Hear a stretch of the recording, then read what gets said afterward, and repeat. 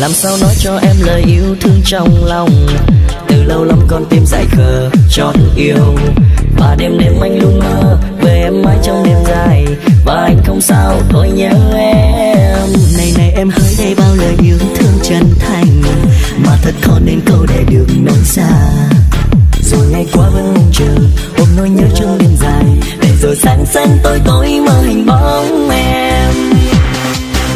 Người hỡi em đâu biết ở bên em có người luôn yêu em đắm say yêu rất nhiều. Khi trái tim đã yêu đâu cần chỉ nói nhiều, cần ta bên nhau thôi phải không em? Dù bao có mưa nắng hay ngày tháng qua dần, anh bên em vẫn như giây phút đầu. Khi đã yêu chỉ yêu không cần ta nói gì, cần mãi bên em người ơi.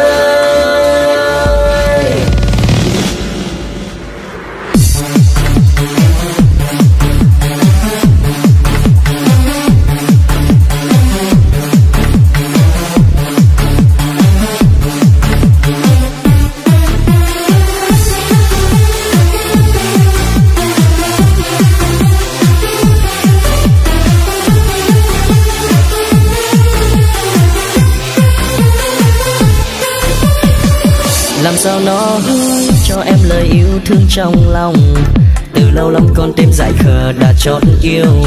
Và đêm đêm anh luôn mơ về em mãi trong đêm dài, và anh không sao thôi nhớ em. Này này em hỡi đây bao lời yêu thương chân thành, mà thật khó nên câu để được nói xa.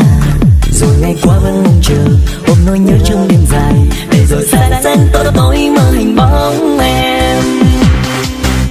Người hỡi em đâu biết ở bên em có người luôn yêu em đắm say yêu rất nhiều. Khi trái tim đã yêu đâu cần chỉ nói nhiều, cần ta bên nhau thôi phải không em? Dù bao có mưa nắng hay ngày tháng qua dần, anh bên em vẫn như giây phút đầu.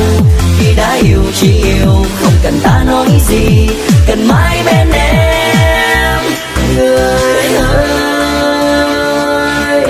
Này người hỡi em đâu biết ở bên em có người luôn yêu em đắm say yêu rất nhiều. Khi trái tim đã yêu đâu cần chỉ nói nhiều, cần ta bên nhau thôi phải không em? Dù bao mưa nắng hay ngày tháng qua dần, anh bên em vẫn như giây phút đầu. Khi đã yêu chỉ yêu không cần ta nói gì, cần mãi